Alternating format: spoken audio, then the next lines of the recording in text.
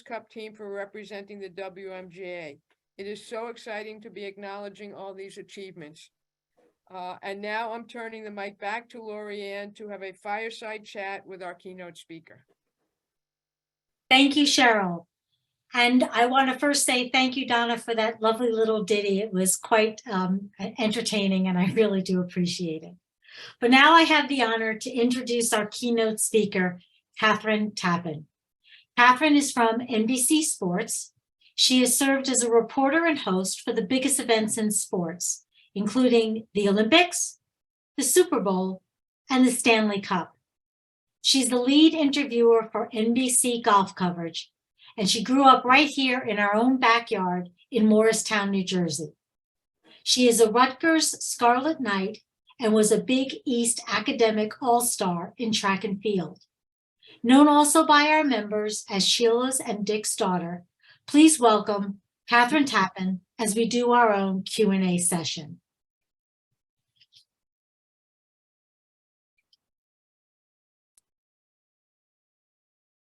We'll get Kathryn up on the screen momentarily.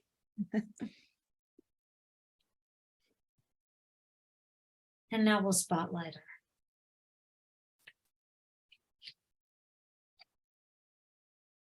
Kathryn, welcome. I will. Hello. Thank you. You're a little itty bitty person, so I'll wait for, I know it's going to come. You're going to get real big soon. It's okay. These pictures are way better anyway. I've been traveling all day and watching football practice. The glamour shots are better anyway. So. Well, that's true. And I found the button on Zoom that makes you look better. Although it doesn't fill your hair in, but it does make your lipstick good. There you go. Perfect. I love it. I love it. Here we go. But Kathryn, thank you so much for joining us. We really do appreciate it, especially your time. And it's wonderful to have you. And I know we talked about several things via email, but I kind of wanted to ask a general overarching kind of question. As you were growing up, obviously you had athletic prowess and you're one of those people who, no matter what you do, you excel at it well. When did you start realizing that, hey, I could take this sports that I have not only the strength in, but this interest in and the passion and really make a career out of it? How did that come together? Well, first of all, Lorianne, thank you so much for having me, and to the WMGA, I'm really honored to be here. I know you guys requested a long time ago to have me, and it was a no-brainer to make sure that I participated here tonight. I respect and love all the women that are here in attendance tonight on this Zoom. And I'm currently sitting in my hotel room. This is not my house decor, by the way. This bright orange red thing is not what I choose to put. I'm at the hotel in South Bend. We're getting ready for our final Notre Dame game of the season, Boston College, Notre Dame. So super happy to be here. And yeah, that question's actually interesting, Lorianne, because I think I was always a better communicator than I was athlete, believe it or not. But, growing up, I loved people. I loved talking. I participated in an extracurricular activity in my elementary school called forensics, where I think I picked it up. I don't know. I think my mom's on here. Maybe she can chime in here. But at some point, I picked it up late in elementary school and I started doing activities and, competing against other schools in my area. I went to Assumption School in Morristown. So we would compete against St. Virgil's and the Mars Catholics and the other Catholic schools in the area, public speaking. And I really enjoyed that. I also participated in every sport imaginable, like you name it: basketball, baseball, softball, tennis, swimming. I played golf with my family when I was a young girl. So I think as I got a little bit older, it resonated with me that I could combine this love of sports and also passion for speaking and for broadcasting and talking and really telling people's stories, because that's what I do for a living. So by the time, it's funny, my 8th grade yearbook at Assumption School says to be a broadcaster. And a lot of that came from watching Katie Couric every morning on the Today Show and just loving the way she could sit on that couch and talk to somebody and get their story out and get their, get the real them behind the story. So a lot of the times there's a facade on television and it's very hard to crack that shell with people that you're interviewing. And I loved the way she did it. So it sparked an interest for me at a young age. I loved sports. I loved communicating. And, through high school, I was competing in 3 different sports all year round at Villa Walsh Academy. And then Rutgers, I entered the journalism school there, and that's where things really started to take off. But I truly believe the foundation of me is the combination of the communication and the love of sports. No, that's great. And if I'm not mistaken, the three sports were cross country, then you did winter track, and then spring track and field. Yes, that was at Rutgers. Yep. Yep.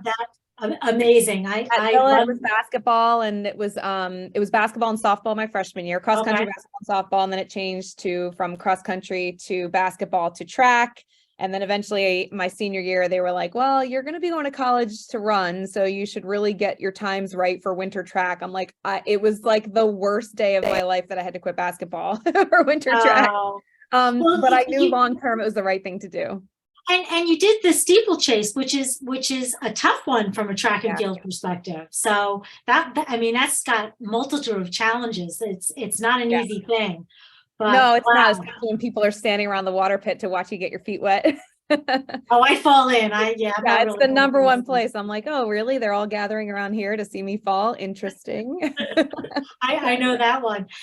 So I do want to ask though, as I look at the last 20 years as that you were broadcasting, 15 years you've been covering hockey. You obviously do the work with Notre Dame. Can you tell us what some of your most memorable moments are that you've had?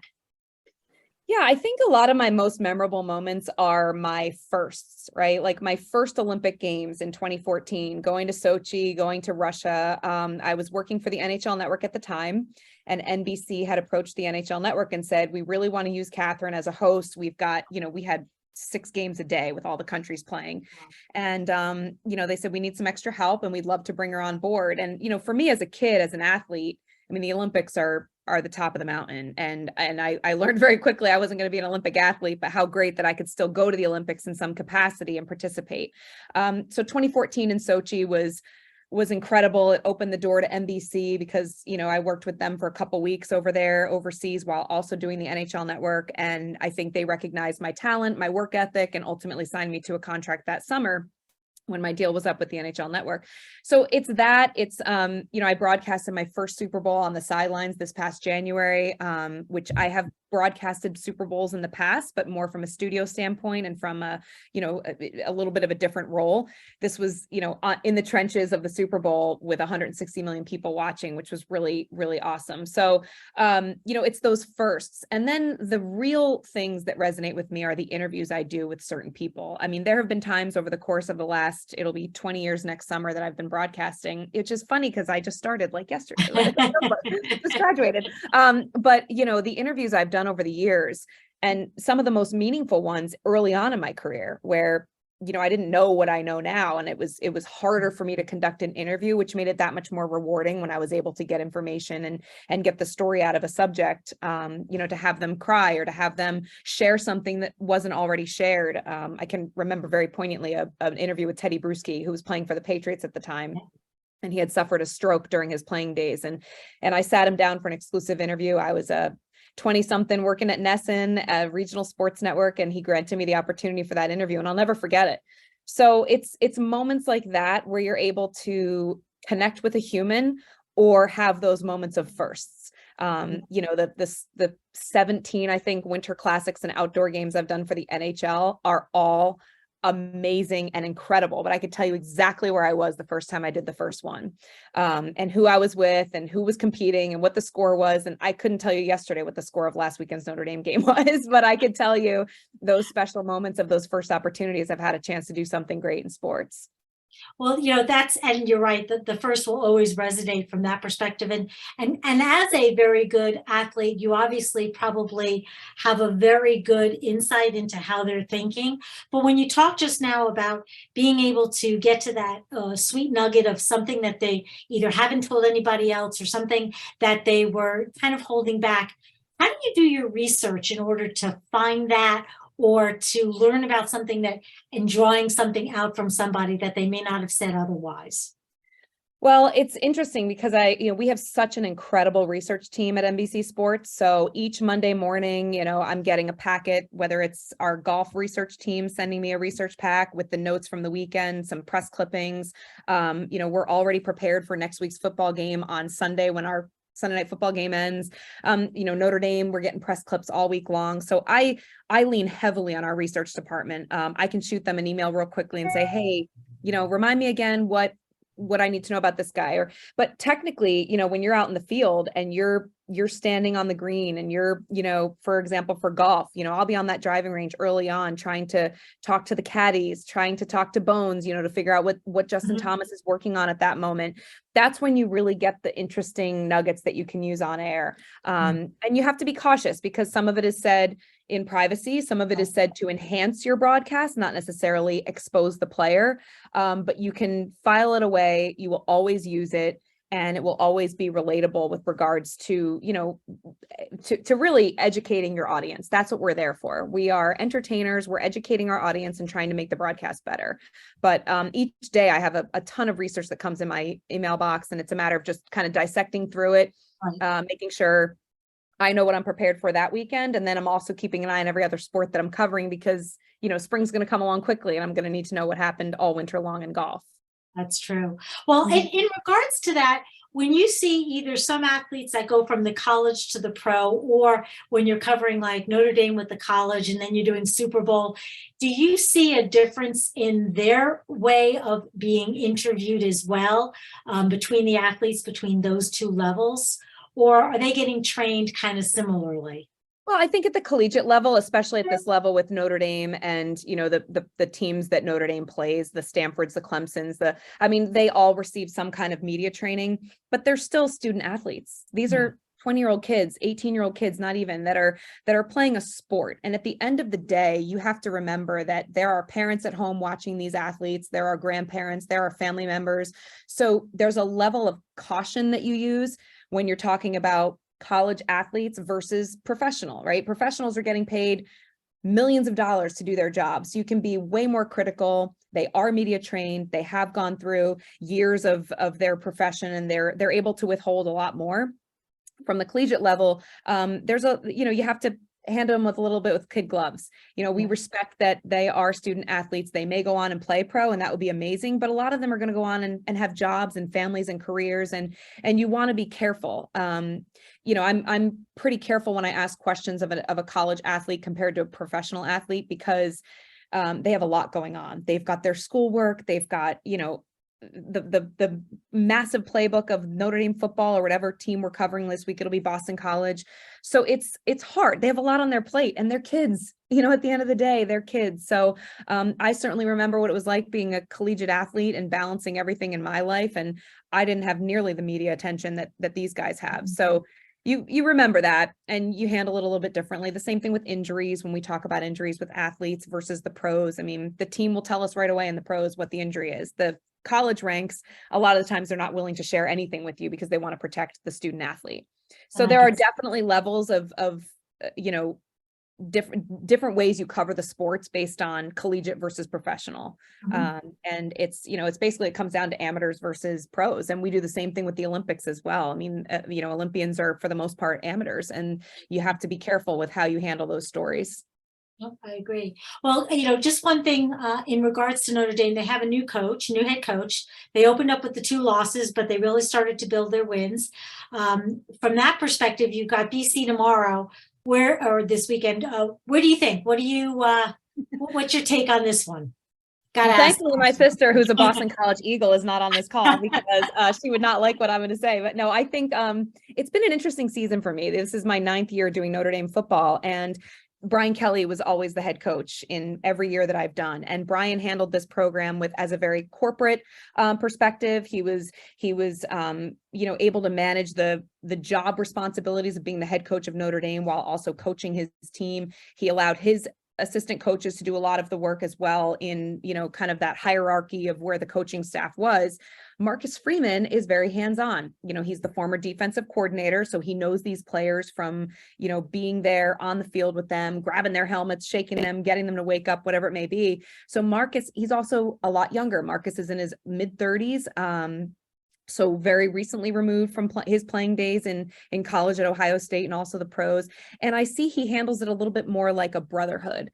And it's this sense of camaraderie. It's a sense of we're all in this together. versus what Notre Dame football can be. And it is a humongous brand. At the end of the day, Notre Dame football, you play for the team, but there's also this umbrella of national attention and pressure. And so I think, it has been an interesting season watching Marcus dive in as the head coach. There have been some ups and downs, but it seems like he's got the team on a good playing field. I think they come out on top tomorrow. I've always seen the team perform well on senior day, and Saturday is senior day for these Notre Dame seniors. There's going to be a lot of hype and a lot of attention and a lot of emotion at the start of the game. And I've always seen them perform well on that day. And Boston College is coming off an emotional win. I think Notre Dame's a better team. But they got to play. Notre Dame was a better team last week too, and Navy almost beat them. So you never know. They got to play the game on Saturday, but I think good things are going to happen. And I'm glad Marcus Freeman has gotten some big wins under his belt this season, because I think it's maybe taken a little bit of the pressure off of him as being the head coach of Notre Dame. Well, that's good. And I will definitely be looking for you when I watch it on Saturday. Thanks. Just staying one more time with college, though. At the beginning of October, you served as a moderator on a panel at your alma mater, Rutgers, and was focusing on the 50th anniversary of Title IX. A lot of the participants were former Rutgers athletes in a wide variety of sports. Pat Willis, who served as the coach of softball and basketball at Rutgers. What were your biggest takeaways from that discussions, not only from Title IX, but from the participants as well as an athlete yourself? What could you give us some insights on that? Well, it was amazing. I mean, I'm always inspired when I go back and I'm able to sit on a panel with other female competitors like myself. I mean, Tammy Sutton-Brown, who played 13 years in the WNBA, won a championship, hadn't been back at Rutgers in a long time. And Rutgers did a really good job bringing all these athletes back. I think there were over 250 varsity letter winners that were brought back with their families. So you saw all these women with their daughters on the field. They honored us at halftime. It was amazing. And that panel was the night before the game on Thursday night. And you mentioned Pat Willis, who is legendary softball coach at Rutgers, and, performed herself and dealt with title. She was around before Title IX even existed. And what she shared was, here I am thinking we've come a long way. And then hearing her stories, I was like, oh my gosh, not only have we come a long way, but I mean, I know we still have a long way to go. What was she thinking back then? I mean, something as simple as food and meals, and how she would have to get, players to, they were sleeping on sleeping bags in the middle of the night, driving through the middle of the night to compete the next day. And the hurdles she had to overcome, and was able to do that, and was able to somehow find a way to have championship teams, because she's the most successful coach, the second most successful coach in Rutgers history, behind C. Vivian Stringer. So it's, to me, I was blown away by their stories from way back in the day. And then you look at the stories of those of us that were, I was graduated in 2003. So certainly we had our, hardships that we dealt with, but we were trending in the right direction. So you always had that hope. And now I look at where the women are today. It was funny because on Saturday, I took a bunch of my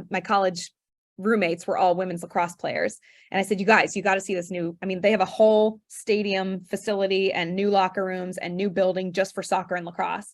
And I said, you guys have to see this. Like, they said, this is just for lacrosse. Like we were in the bowels of the basketball, weight room. I said, I know. They were so pumped. It was just incredible how far it's come and the success the program has had. So that's just even looking at the last 20 years, and to think of where we can go 20 years from here is, the sky's the limit, but you have to have that storytelling from the past to be able to influence change moving forward. You have to hear the Pat Willises. You have to know what it was like to know we're never going back there. And oh, by the way, we actually have to make this better today too. So I thought it was just inspiring to be a part of. There were so many female college athletes that were in attendance that raised their hand and asked really poignant questions, which I was excited to hear their perspective too. This is a whole nother world out there from when we were competing. So it's always great to be back on campus. I think every time I go, I like, what is that building? Where did that come from? I mean, I can remember what it was like when I was there, and I'm really excited to see that things have changed for the better. Yep. No, and I have to say it's hard, both from, not so much for me from sports, but just even from a business perspective. And you hear those stories and you're like, you thought, or I would think that, boy, we have it tough and we really are struggling. And then you realize what the people who really as they say, broke the ceiling. And they really broke that ceiling, and it was cuts and scrapes along with it. So it's really inspiring to see that. What were the type of things that you saw? Because as you said, you were kind of the second generation in regards to that, but what type of challenges did you have? Title IX was there, but it obviously still had some other issues that were going on. What was one of the bigger challenges that you do remember in your sports athletic world? Well, I remember, I mean, I was a cross country track and outdoor track athlete. So cross country, there were 9 girls, even at the Division I level, we were getting in a van driving to West Virginia for regionals. And, even the Penn relays, I had, running the steeplechase, and, my feet were wet, and I'd have to put my wet feet and my wet cleats back in my gym bag and sit on the bus for 15 hours coming home from wherever we were at, UVA invitational, and, simple things like that. I mean, that's hard. You're dealing with some personal struggles, and I've got the smelly shoes on the bus, like that's never fun. And the boys were on the bus too, and it was like all the steeplechasers were getting made fun of because we had the smelly wet shoes. But and then you look at some of the other, I mentioned my roommates were all women's lacrosse players, so they had certain, their budget was different than ours, and it was different than the women's soccer team and the women's field hockey team. And then big picture, Bob Mulcahy was our athletic director at the time, and a dear family friend of ours, and he had some tough choices to make because the budget was slanted, and they had to get rid of 2 men's teams at the time to adhere to the Title IX numbers. And so, I saw some of my friends who were on the men's swimming team, they got relegated to club level, and the crew team, the men that I would watch get up, and they lived in my dorm with me. And it was interesting to me to see that they went from being a Division I sport to club level, and they had the opportunity to transfer, but they had chosen Rutgers for a reason, and their friends were there, and like, why should they have to transfer? So, I saw the other side of Title IX too. And as great as all of these advances are for us, it means something else has to take a step back. And those were my friends and a lot of my guy friends that participated in other sports that had to make a decision, stay at Rutgers or leave. So it's a balance. And I think that's really a good lesson for anything in life. I mean, if something is excelling and achieving, it means maybe something else is not, and dealing with the hardships of that decision as well. So, but I mean, in general, I benefited from just being at the Division I level. I had the academic support I needed. I had, people helping me out with my school schedule to make sure it was working with my athletic schedule as well. So I certainly think Rutgers was great in that regard, providing me the infrastructure to succeed academically, most importantly, while I was also trying to compete. But yeah, I mean, there were issues we dealt with on a daily basis, but they were good problems to have. I'll leave it at that, because I'm very grateful I was able to compete at that level. I was a walk-on. I earned my way on because I was late being recruited, and so I'm very, very grateful I had that opportunity. Well, then now let me take this from the woman's perspective of the athlete to the broadcasting. I think women in broadcasting is very much the norm now, but it wasn't in the beginning. And I think you probably came there just at that tail end of the exception versus the rule. What have you seen, both at either a personal level or as you were investigating going into that career, the abilities or the barriers for women to get into the broadcasting arena? Yeah. I think I was lucky because there were some very prominent and strong, successful, credible, respected women that came before me. Leslie Visser, Hannah Storm, Andrea Kramer. Up in Boston, I had Jackie McMullen and Alice Cook, who were more regionalized, but they were there when I was in the trenches of the Patriots locker room wondering, like, how do I get these interviews? And they helped me, and they helped navigate this difficult, world of being a woman in a male dominated industry, which is really a lot of industries. Like, I'm not alone, my sister's in finance, and certainly I've leaned on her over the years. My best friend, Laura Fiesler. I don't know if Jeremy Fiesler's on here. I think she is, but I bet one of my best friend in the world, and I call her on a regular basis. And it's interesting to see the parallels of, yes, I'm in a male dominated industry, but so is she. And so we're able to really lean on each other to talk these things out. But I think I was fortunate. I came into the industry at a time when women had already paved the path. That being said, it's hard to maintain that path. And I see a lot of women coming up behind me that want this job, and there's a right way to do it and there's a wrong way to do it.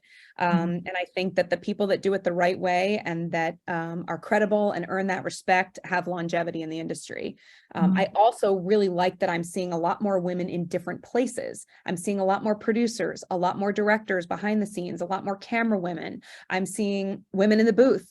You know, my dear friend AJ Malesko is one of the best hockey analysts we've got. She's won a gold medal, a silver medal. Why can't AJ be in the booth talking about an NHL game? It's hockey. She can do it. She's achieved greatness. She played at Harvard. She's brilliant. I've seen that. I've seen Beth Mowins in the play-by-play position for football. We all listen to the local broadcasters that are women. I mean, Tina Servasio sitting on the sports desk on Fox locally. So I like that there is diversity with where women can go in this industry. It's no longer, you have to be a sideline reporter because you're a woman and there's no other place for you. There are a lot of places, and I applaud the women that have been able to achieve great success in those new spaces, because it only opens up more doors for the women behind them.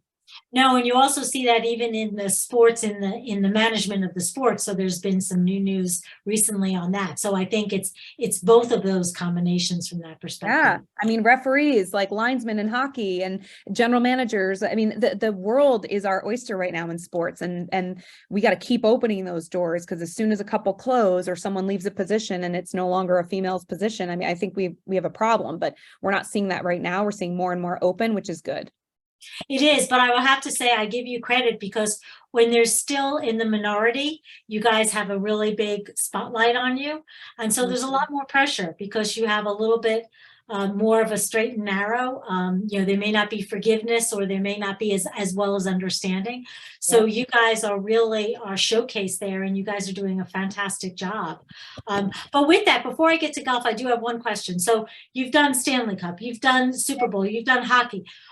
Just in general, quick second or a quick answer, which sport do you like to talk about or cover the most? And don't be partial to golf. I know that. No, I'm not partial to golf. That's the number one question. I honestly, the best answer I have is that I get to do a lot of it. I crafted listen, the one thing I say to a lot of college students is never close a door. If you had told me when I was at Rutgers, you're going to be the face of the National Hockey League, I would have said you were crazy. I went to 2 Devils games growing up. I never followed the sport. I didn't know the sport. And lo and behold, I end up in New England on local TV in Providence, Rhode Island. It's the NHL lockout. So I covered that. Then Nesson hires me to be Patriots beat reporter, baseball, softball, you name it. And then Bruins host. I'm like, Bruins? I couldn't tell you 5 players on the team. And they're like, well, good, but the season starts in 2 days, so you better learn them. I'm like, oh my God. Then Bruins win the Stanley Cup championship. NHL Network hires me. And then I go from NHL Network to Sochi. And all of a sudden, my point is that all these doors opened with hockey. And I would have never thought that was the case. I think that I certainly have a sweet spot for hockey, but I grew up following the Yankees and the Giants. I love football and baseball. I love just being a part of the atmosphere of any sport. At the Olympics, we have the great benefit of seeing sports we've never seen before. I mean, table tennis, also known, as we all know. Curling. Ping pong. Yeah, curling. When you're in these venues and you're watching, I mean, I remember being in South Korea watching Team USA compete for the curling gold medal, and Ivanka Trump was there. And I mean, it was like crazy, all this stage for curling. And it was one of the greatest atmospheres I've ever been a part of. The focus, the concentration, it was a sport I had never covered before.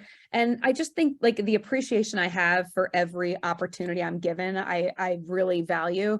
Nothing beats being on the sidelines, being in the rink, like being in the venue, right? Like being the gladiator, being standing next to the gladiator in the venue. I think the smells of sport, the sounds, the clanging of helmets or whatever it is, or the hitting of the stick on the ice for the puck. It's all of that to me is what makes it great. So I can't choose one or the other. I've had the opportunity to do a lot, which I'm grateful for, but I could never pick a favorite.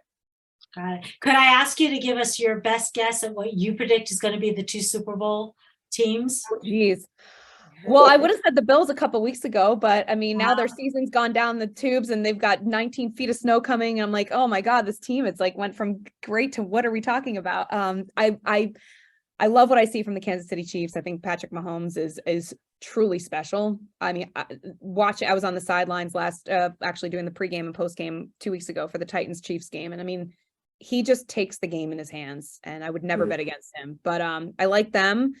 Gosh, you're putting me on the spot. Yeah, I'm terrible. By the way, ask my sister. My weekly pick'em, her weekly pick'em has been going on for 20 years. I don't think I've won once, to the point where people in the pick'em are like, does she even know football? I mean, I just yeah, I can't pick. I think look out for Kansas City, and then I don't know.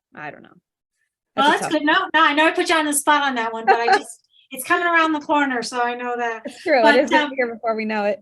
Exactly. But getting back to golf on a more personal level, we know that from your mom, she's a WMGA member. And I have to say, you know, obviously, she was just a sweetheart to have us coordinate through her to get with you to play here. But what's your current golf game? How is it? She says you're those kind of naturals that pick it up and, you know, you're 200 yards out. And in 3 days, you know, can wrap it around the tree and do a whole bunch of sculpting on it. So tell us about your golf game. That sounds about right. Yeah, gotta love it. It's all over the place. It's funny because I love the game. I wish, like all of us, had more time to play it. I can be really good one day and not great another, but I love it. And I can drive the ball pretty well. I may end up in the trees and somehow I get myself out of it. And I don't know. It's the game. Oh, there's Mom. Hi, Mom. Surprise. We have Mom on here for you. My mom is not the same. My game is not the same as my mom's. Yeah, it was funny because I played actually this summer in a member and my mom's, I played with my mom's dear friend, Sheridan Grennis. And I was like, Sheridan, I'm going to have you in places on this course you've never seen before. And she's like, no, it's okay. You're great. I've played with you before. I'm like, you've played with me, like you haven't had to play my shot. You play your shot watching me play my shot. And God bless her. She got in the trees with me and I'm like, sorry, because it was alternate shot. She would assess it and look, I'm like, she's way better than me. You know, I just whack it out of there. But I love the game. I love it. The best part about the game is those 4 or 5 hours of uninterrupted time you have with people. I mean, I don't look at my phone. I love it. And I learned that at a young age when my parents were at Morris County and my dad would take us out golfing on the weekends. It'd be Mom and Dad and Amanda, my sister, and I, and it was, you know, the phone was nowhere to be found and you had that time together. It's just such a great sport to bring people together. And I'm grateful that some of my girlfriends play with me as well. And I'm meeting so many other people through Mendham Golf and Tennis and through my mom and her friends. So, but I mean, my game, it could use some help. So if anybody. Okay. Sheila, that's not what you told me before. Not when she could go 200 yards out on the drive. So it's what happens after that. That's the problem. Well, Sheila, I appreciate you joining us. And first of all, thank you very much for helping arrange getting your daughter. When I spoke to you I was at Mendham for the Med-Am, and I put the connection together and I was like, do you think your daughter would like to do this for us? And Sheila, of course, being the proud mom, she's like, of course, and she'll do it and I'll make sure she's there and everything. So, but how, you know, Sheila, I give you a lot of credit. You are a very athletic family. And when you had talked to me briefly, you had said how your daughter did like 3-4 sports. I mean, you had a very active career, both work-wise as well as coaching, and your daughter was going all over for these events. How did you do it? How did you keep on top of her calendar? You just do it. You just drive you just drive her wherever she has to go. I remember one day following her in Rutgers, and when she was doing cross country, following her up to Boston. We watched the meet and drove home in the same day. 4 hours up, 4 hours back. It was, I mean, you just do it. You do it. So I don't know, just juggling the job. When Kathryn got her, when she became the 3-sport athlete at Rutgers, that's when I quit my job, my paying job. Then I took on all right, I'm going to be driving around the country, half the country now. So that's what we did. Just follow her around. Yeah, and let me add, she would drive to Boston, that I remember that was the Big East Championships at Franklin Field. Yeah. But mom was the mom that ran the course. Like I would see her 6 different times. I'm like, there she is again. You know, let's go, Kathryn. Like she was cheering me on, running up and down the hills, and she'd meet me Coming out of the cornfields in oh Pennsylvania. yeah, at Cornfields. Villa Walsh and then at the Rutgers. And I'm like, okay, mom, I like you. She's cheering me on. And then she had the bag of orange slices at the finish line for everybody there. So like, as anybody who's golfed with her knows, she's got the bag of snacks in her bag at all times. Always, we eat It's our crackers and peanuts and whatever. But that was the way it was. And dad was always at the finish line. Give him Mhm. credit. He was always there. But mom was literally running the course. She'd just pop out of the trees, like cheering me on. Sheila, I'm picturing you with like little corn, husks I know. coming out here as you're running through that. I But- know. I think Sheila, so when you talked about this one time, I do have a question. As a mom, as you had watched Kathryn, even when she was very young, and you saw her, obviously her prowess in her athletic capabilities, when did you start to see that her aspirations for being a journalist and combining sports and doing that? Did you see that early on? I mean, sometimes parents see a lot of things in personalities of their children. What did you see in Kathryn when she was growing up? When she was a little girl, she was very focused. So she was very easy to, to understand, for me to understand her, because she was so focused all the time, no matter what. Her father, by the way, is the same way, very focused. And it not to say that scatterbrained is, but the way they focus and the way she particularly focused gave me an inclination as to how she would approach everything that she wanted to do, including those things that she did not want to do, like gardening. That was one of the things. She really didn't want to get her hands into the dirt. So she didn't. Her sister loved going and growing things at the local farm, and we had patches at the local farm and everything. And Kathryn would come home.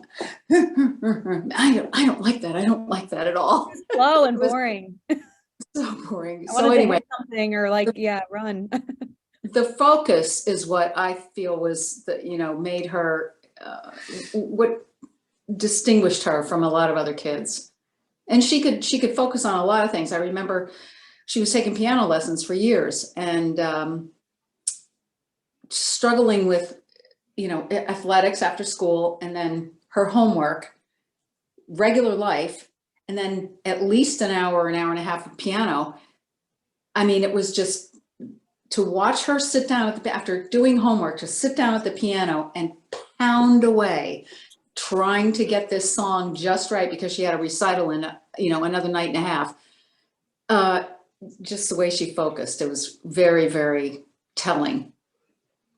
Well, Kathryn, I have to say that I'm certainly jealous, because I got the feeling talking to you as well as your mom that you just pick something up, give yourself like a couple of days, and you could be the next curling champion. Even though you don't know it, it's like you have that and new fine motor coordination, as well as the capability to analyze it.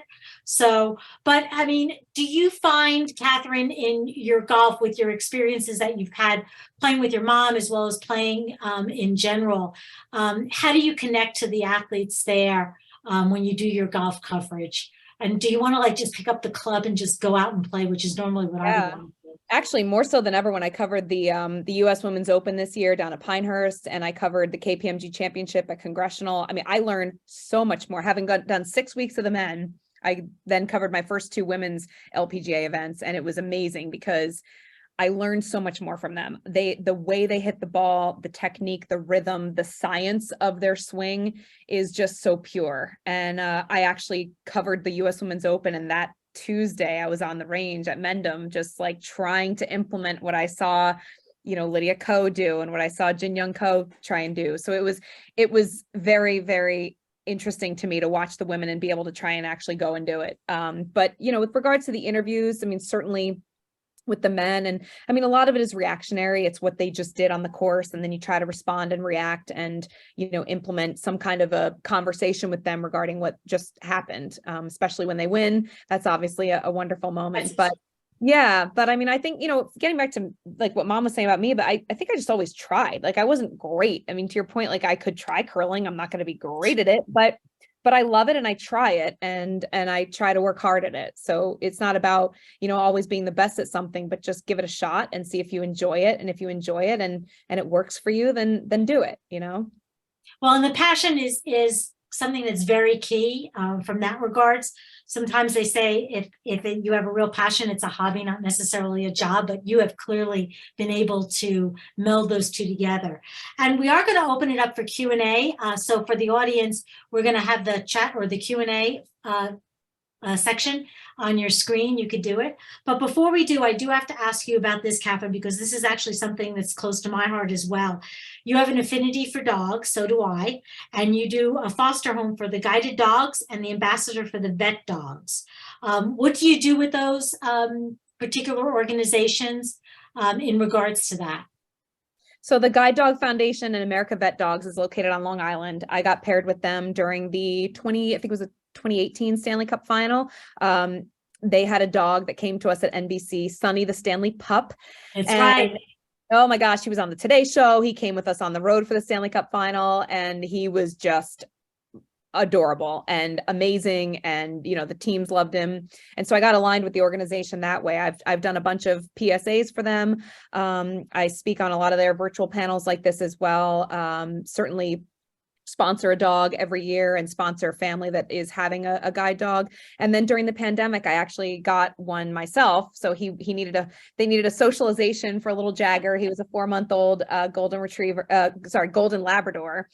And he was just, he changed my life around during that pandemic. It was incredible. Just in the few weeks I had him, and then I'm on their list whenever they need help with fostering a dog. I just love animals in general. Cats, dogs, you name it. We grew up with the dog and then we switched over to cats in our later years. And, they've always been a part of my life, but this particular organization, they do great work providing dogs for visually impaired people, also veterans who need assistance, very similar to the Seeing Eye in Morristown. And I grew up right down the street from the Seeing Eye. So, it was an organization that I watched my whole life growing up. In Morristown, I would walk from Assumption School up to my mom's office at the time after school, and I would see so many Seeing Eye dogs, and they were being trained and you knew how to behave around them. They would be in the Morristown library when we would be studying. And I feel like it was just always a part of our life growing up, these guide dogs. And so being able to be a part of the Guide Dog Foundation and just help them in any way they need, whether it's a PSA. I've actually brought some of their stories to Sunday Night Football too. They had a little dog that was assigned to the Baltimore Ravens, and they named it Tucker after Justin Tucker, the kicker. So I featured that on Sunday Night Football. And anytime you just feature or create awareness, it helps the foundation, because that name goes up on the bottom of the screen with 40 million people watching, and there might be $1, $2, and $100, you never know, coming forward, or people that want to help. So I love my work with them, and I love every chance. Every time I get a text message with a picture of the newest puppy, I'm like, oh my gosh, can I just have him?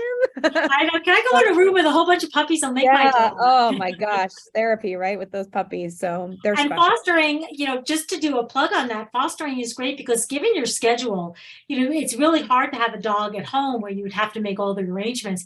And fostering allows you to work within your schedule, and it's a great way because it's a win-win for everybody. Yeah. Yep. I only had him once I haven't had one since then, but hopefully if I do get another one, it would work. But it just, again, the timing was right. He provided so much joy in my life during that time. And oh my gosh, just taking him back when he had to go back to his full-time dog, I was like, this is awful. This is like the worst, seeing those big eyes. But as soon as he got out of the car and he saw where he was going, he just lit up, and he knew it was his job to go learn to be a guide dog. It was it was a beautiful experience. It is, and it's good to see that they go on to do something that's really great for society, and you were a part of that. So thank you for that. Sarah, I'm going to open it up for any Q&A that we have. All right, I've got 2 questions. One's actually from Liz. Liz, do you want to ask it live, or she's on our panel here? She's on our panel. Just turn on. I'll unmute myself. Kathryn, thank you very much for being our guest speaker. It's wonderful to hear your story and so forth. My question was, you mentioned that there's a right way to do the job. So what is the right way versus the wrong way? That's a really good question. So, when I was very young and going into locker rooms, and you're surrounded by athletes and you're in a very emotional environment, guys that are getting off the field, there's a lot going on in a locker room. And I just found that conducting myself in the right way meant, dressing appropriately. It didn't mean I need to have a turtleneck sweater on everywhere I go, but it does mean making sure I'm not in 6-inch stilettos and a mini skirt. I think there is a perception, and unfortunately, we all have to deal with this in life. There is a perception with the way you dress. So I felt very early on, it was very important, and I wouldn't have done it any other way. It is, but I try and tell younger broadcasters, just make sure what you want your image to be, because I do believe there's a right way and a wrong way, especially when you're trying to earn credibility when you're very young. It's a quick environment. It happens fast. And if you're not prepared for it, it can be very daunting and overwhelming. So I think, first and foremost, it comes with your presentation, how you want your image to be. And then it comes from your, the right way to do things. It goes back to what we learn when we're growing up. And if you're raised the right way, the right way to do things, how to treat people with respect, how to handle, for me with the interviews, it's handling them. I'm not trying to skewer people. Even when I have to ask a very difficult question, there's a way to ask it. There's a way to be compassionate and caring while also delivering the message, and while also making sure you are, getting that story out. And then, handling yourself with class and grace. I think that is very important. You earn respect, and you want to be in the business for a long time, and you want to have longevity. So you want to have the respect of your peers, men and women. Mhm. And if you treat people the right way, you'll have that respect. And if you don't, you won't. So it's a combination of those things. But, I think as a woman in the industry, you're already at a disadvantage when you're coming in and you're trying to, let people know you're here for a reason. So don't do yourself a disservice by portraying the wrong image from an early start. Thank you, Liz. Thank you. Mhm. Thank you. I'll have another question. All the successful Notre Dame coaches since Rockne, excuse me if I don't pronounce these correctly. Oh, you got it. Yeah. All right. All the successful coaches have been successes at previous college head coaches. Leahy, Boston College, Northwestern, Dan Devine at Missouri, Lou Holtz. Whereas rookie coaches at Notre Dame have all failed because of the intense pressure. Why do you think Freeman will be different? I think times may have changed where that pressure is a little less important as it was before. I think they are willing to give Marcus Freeman an opportunity to get his hands in the program before bringing in all this corporate, what it means to be the head coach of Notre Dame. And I think that over time, he's going to be really good because he identifies really well with his players. He is extremely connected. He was, but when he was hired as a defensive coordinator, he was one of the best recruiters in the entire country. So he can go into a family's home and get the right player. The interesting part with Notre Dame is, like many colleges, like Vanderbilt, like Stanford, like a lot of these Boston College, higher education institutions, there's a specific player for that role. You can't bring in the same player you're recruiting at Alabama. There is an academic standard here at Notre Dame. There is, a character level that they need to adhere to. So you can't just get the best athlete all the time. You've got to get the best athlete who is also the best student, who is also a great guy and is going to be a great teammate. And that is a huge challenge. And I think Marcus does a really good job figuring that out. And I think the ancillary stuff, the meet and greets on game day, like all the stuff that's going to tangle the web of coaching, has been a little bit tabled for him, to allow him the opportunity this season to just focus on football. And then I think gradually they'll add, these extra programs that are going to, fall on his plate. When you talk about the pressure of being Notre Dame football coach, those are all going to come his way, but over time, let him get his feet wet in the actual role of being the head coach. But I think he identifies so amazingly with the fans, with his players, with the staff. And I think that's a recipe for success. And I think he'll have a couple years to be able to really showcase what he can do as a coach before, he's stays or he goes. All right. And we have one final question that's been submitted. What is the most memorable experience you've had golfing with your mom? Oh my gosh. There's so many. I think, gosh, I don't know. I should ask mom this. I play in the American Century Championship each year, and mom was my caddy for many years. But I don't know if that's so memorable because I tend to get really annoyed with her because she tells me like what I should be doing and I'm super stubborn and I don't realize till after I'm like, oh, she was actually right. I probably should have done that. But Well, Mom, know, you can answer too. yeah, those are a little more pressure packed rounds, but I just love like playing with my mind. There was a time, I think it was last May or the May of the pandemic, and we went out at Mendham and it was the two of us. The back nine was totally empty. No one was on the course. And we were on the 15th hole, which if anybody's played Mendham, it's a long, wide open fairway, leads up to the green. And we're walking and I'm just like, wow, like I'm here like by myself with my mom. I've got at least another hour and a half to get through the next hole. Like this is uninterrupted time that people would kill for with their mother. So, you know, Heaven. I take those times, huh? It's heaven. Yeah. But then there's other times we play, you know, which I love. We play in mother-daughter matches and Jeremy Thiesler was kind enough to invite us to Spring Lake a couple last year. And it was, you know, my mom and I and Laura and her mom. And it was the worst golf I've ever played in my life. And Laura and I just basically like threw our hands up. And I think our moms were like, oh my God, we thought they knew how to play golf. And I mean, Laura's on her phone trying to broker deals in Germany. And, you know, I'm like super stressed about something at work. And Mom and Jeremy are looking at us like, what's wrong with you guys? And I mean, like, I love that because we're cracking up and it's like, clearly we're on two separate pages of our life, but we've come together for this awesome tournament and we're having so much fun and we're laughing for different reasons. And it's the best. It's the best time you can get. And, you know, we laugh about it afterwards. And it's, as I said earlier, uninterrupted time with the people you care the most about. It is. And, you know, Sheila, I have to say, you know, being on the bag for your daughter for 4 days, and I don't know about her tour bag, but if it's like any of them, boy, that's a lot to No, to she carry. uses her bag. She puts my clubs in her bag because she's more used to it. Yeah, because I I don't used even to, I have was my used to bag. carrying. I used to carry my bag, so it was a lot easier to carry my bag than it was for her bag. But I'm telling you, to have caddied for her at that event, I think I did it for 4 or 5 years, Kathryn. Yeah. Oh my gosh, just a spectacular, great mom and daughter experience. Even when she would be, oh my God, I'm coming up to the 17th hole, which is the hole where they have the music. You have to shoot basketballs and the boats are all lined up on Lake Tahoe. And you're sitting there trying, I know walking down the 16th, which is a par 5 downhill, I know on the 16th that she's thinking that she has to go over to the 17th hole. Because I can hear the boats and the music and the whatever. And I'm like, oh my God, I hate that like hole. trying to keep her calm, in the water. I don't want to hit a talk about person. everything else under the sun other than golf at that moment, or the 17th tee. It's just amazing. It's an amazing, great time together. Great. Well, one last question, Kathryn, is what was the best lesson that you've learned from your mom? Gosh, just one on the golf course or off the golf course? Or... however you want to answer that. Ooh, boy. I know I didn't prep you for this one.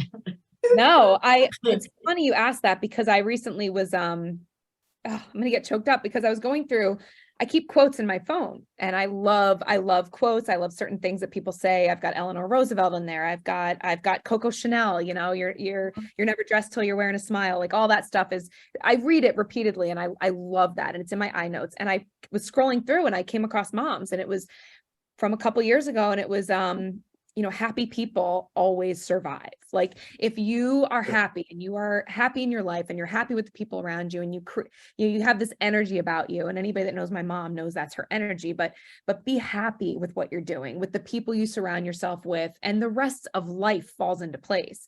And I think it's such a powerful message because, you know, so much is going on in the world right now, and it's very easy to get down. It's very easy to not be happy or stressed or overwhelmed. And, you know, rereading that, I was like, oh my gosh, I forgot Mom told that to me. Like, you know, be happy, like enjoy life and find the joy in everything because it will make the rest of your life fulfilling. So I think that's probably one of the best pieces of advice she's ever given me about, you know, just general happiness. And, but yeah, I mean, she's a mighty mouse. Everything she does, I'm always like, oh my, how does she do that? I see where you get it. So obviously the apple doesn't fall far from the tree, but great. It was a great nugget, pearls of wisdom, Sheila. I agree. And Kathryn, thank you for sharing that with me. I choke up as well when, you know, you realize when your mother says, "You're not listening to me," it's like, yeah, you really are, but we're not going to admit it. But we do listen. So I absolutely. write stuff down. I do listen. And I have to just real quick, one of the better times we ever had, and Kate Platt remembers this because Kate and Jane were with us. We played in a Met event in the mother-daughter, and it was our first time, and we were paired with Kate and Jane. We made such good friends that day, and it didn't matter that we were playing not good golf, but what fun we had. First of all, being together as mother and daughter in our event at the Met, and then playing with two phenomenal, another mother and daughter who were just remarkable. And to me, it's like, that's the epitome of every day making the best of everything. It was like, we just had a blast. It was wonderful. It was such a meaningful, wonderful round. No, and that's one of the things, like you said, the WMGA can provide those things to get those totally. It was a great tournament. Totally. I'm glad. I know who Jane will be rooting for this weekend, Boston College. I wonder. I see Kate up in the panelists. Yeah, shaking her head. Yeah. Well, Kathryn, I have to thank you so much for being our guest speaker, and Sheila, thank you for both coordinating it and jumping in here. I love the perspective that both of you gave. It was special. Thank you so much for having Thank you for having us. I hope to see everybody out on the golf course next spring. Thanks. And I would like to say that as part of our thanks, Kathryn, the WMGA will be making a donation to the Marine Raider Foundation in honor of both you and your cousin, Captain Ford Shaw. So I really appreciate that. And I'm glad we could do something that helps folks like your cousin who gave the ultimate in the military to defend the US. So we appreciate that. And with that, thank you. And I'm going to be looking for you on Saturday. And Sheila, next time I'm down in Mendham, Thank you. definitely catch up with you. I like to see I was there when they were just finishing the painting of the locker room. So I know they did a whole new thing. So I'd love to see the finished. You're going to love it. You're going to love it. Excellent. And with that, I'm going to turn it back to Cheryl. Thank you, ladies. Thank you, Lorianne. Thank you, everybody. Thank you, Kathryn, for taking the time to speak to us this evening. I enjoyed hearing your story. I want to end by thanking all the WMGA members. We could not be as successful as we are without the help of our volunteers, whether board members, Met reps, series, and team captains, course raiders, or tournament volunteers. And a special, very special thanks to Lorianne, who led us through these past 4 years, which had their challenges. I truly mean that from my heart, Lorianne. I know I'm going to miss you, but I'm going to kick you out at some point. No, that's fine. I'm still here if you need me. For 123 years, the WMGA has not only survived, but it has thrived. Our story and legacy will continue. We sincerely wish you all a happy and a healthy and a safe Thanksgiving and holiday season, and all the best as we look forward to 2023. This concludes our annual meeting. Thank you all for attending. This session has been recorded and will be uploaded to our WMGA Communications channel on YouTube. Thank you and good night. Thanks. I think we're done.